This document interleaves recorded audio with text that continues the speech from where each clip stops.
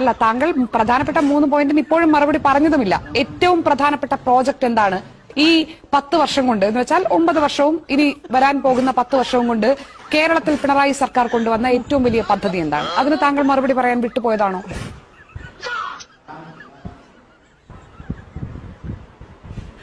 ഞാൻ പറയുന്നു, ഈ പദ്ധതികളൊക്കെ ആരുടെ സംഭാവനയാണ്?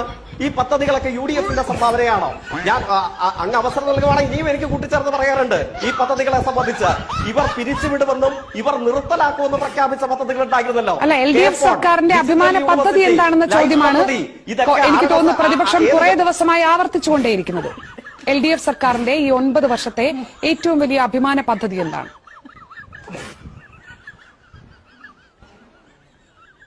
ഞാൻ പറയുന്നു, ഈ നേട്ടങ്ങളാകെ കഴിഞ്ഞ 9 വർഷക്കാലത്ത് ഇടതുപക്ഷ ജനാധിപത്യ മുന്നണി ഗവൺമെന്റിന്റെ നേതൃത്വത്തിൽ കേരളത്തിൽ നടപ്പിലാക്കിയ പദ്ധതികളല്ലേ? നമ്മളുടെ മുമ്പിൽ ഇതൊക്കെ അവസാനിപ്പിച്ച് പോയൊരു കാലഘട്ടം ഉണ്ടായിരുന്നല്ലോ. അതിനോട് കേരളത്തിലെ ജനങ്ങൾ പ്രതികാരം ചെയ്തു. നമുക്കുണ്ടാക്കാൻ പറ്റും, പക്ഷെ കാണാൻ പറ്റില്ല.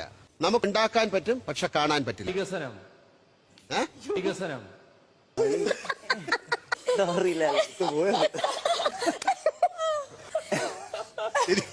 ശരിക്കും മാർക്ക് കൊടുക്കണ്ടാണ്.